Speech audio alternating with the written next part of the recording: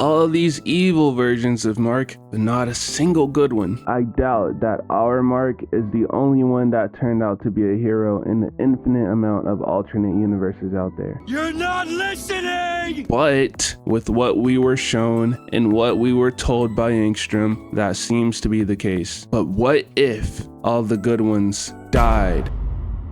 Father, stop this madness. Think, Mark. What will you have after 500 years or whatever? Well, I'll still have you, Dad. Are you sure?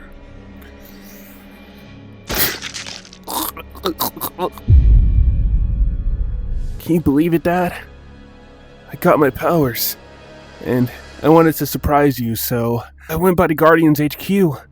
And I joined them, and they told me about some guy that makes these sick costumes. You joined the Guardians, huh? Well, I guess the globe isn't the only thing you'll be guarding. Okay, that might be a little extreme, but it's still possible. My second best guess is that they don't even have powers. I bet there's so many Marcus Sebastian Graysons out there that are just normal dudes. But unfortunately for those normal dudes, that may still lead to them dying, since the entire point of Mark's conception was to grow the Viltrum population and help Nolan take over Earth. It would still make our Mark an anomaly, I guess you could say, since he'd be one of the only, if not the only, morally decent Mark that survived out there. In my previous video, I briefly talked about how Omni-Man and Debbie are also different in these different universes. It's not a stretch to assume that not all Nolans were as caring and understanding as the main universe Nolan. When he said he could always start over and make another kid, there's Nolans out there that meant that. This would be a dark turn, I know, but this is Invincible we're talking about. Besides, I find this to be way more sensible and believable than just every other Mark flat out being evil. But say some of these good Marks survived, how would their story pan out any differently from ours? Well, for starters, I wouldn't even necessarily call our Mark a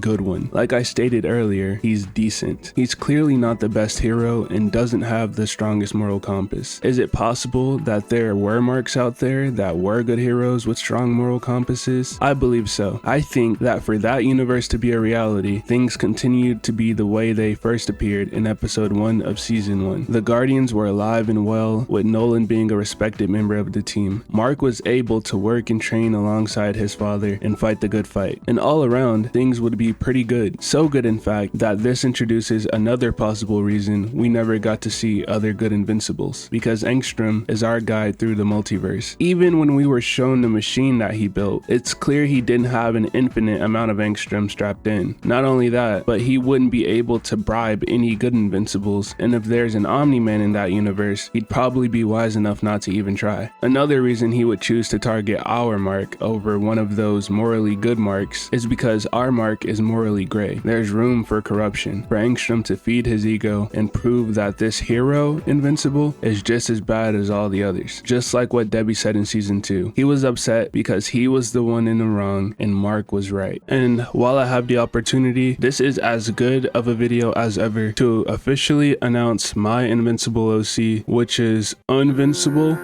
Actually, Invincible's superpower is that he is actually able to defeat everyone that Invincible cannot defeat. So basically with Invincible, if you basically his superpower is that he's also the strongest person in the entire universe. So comment down below if you would like to hear more about.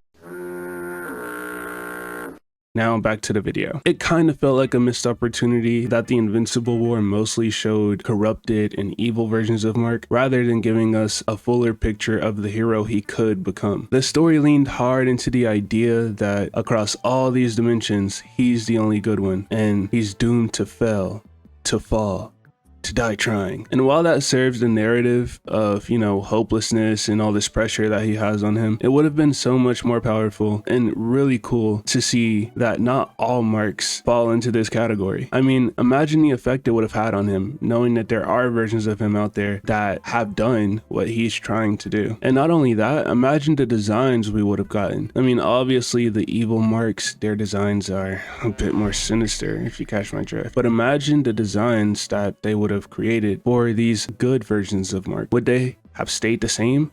Or would we see brand new designs, that represent something completely different? Maybe Mark was more humble and not so what's the word? I don't know, idealistic, calling himself invincible, when obviously that's not the case. Or if we got to see a Mark that reached his full capabilities, even though he doesn't inherently have to be a good guy for us to see that. Or remember how I mentioned earlier that maybe the good Marks don't have powers? Imagine if there is a Mark out there that is good and he doesn't have powers, but he has some cool Iron Man suit. I mean, obviously it literally wouldn't be an Iron Man suit, but you get the idea. It wouldn't just be all about the cool costumes, but more so reflections of our universe. What could have changed? What could have happened? What we could have had? I mean, yes, we have a decent Mark, but he's not the best he can be. I feel like seeing these Marks that have chosen an even better path or grew up living an even better life than our Mark would show us just how morally great he truly is.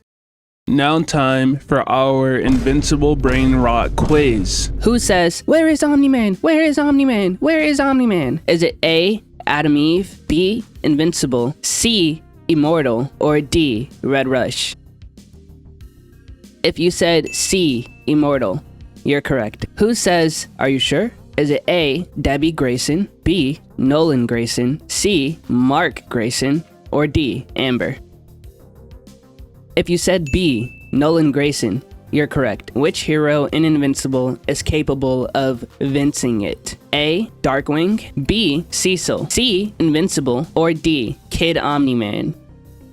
If you said C, Invincible, you'd be correct. Now, our last question is actually a trick question, so pay attention. Who is the dumbest character in Invincible? A, Immortal, B, Duplicate, C, Cecil, or D, both A and B?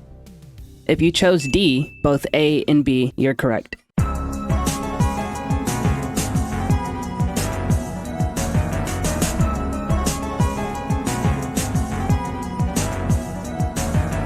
Hey guys, I really hope you enjoyed this video. Like, I really do. I should leave a comment in the comment section just to let everyone know this video was unscripted and satire, basically. This was just a video for me to talk about a topic I thought was interesting, but also a way for me to, improve my editing skills and show off how much I could do if you guys wanted that. But again, it just is going to take a bit more time to produce. I know it wasn't even a crazy amount of time. Like, I posted a new video 2 or 3 days ago, and then I uploaded this one. I just want to be as consistent as I possibly can. I want to produce the best content for you guys, but I don't want it to become too draining or anything.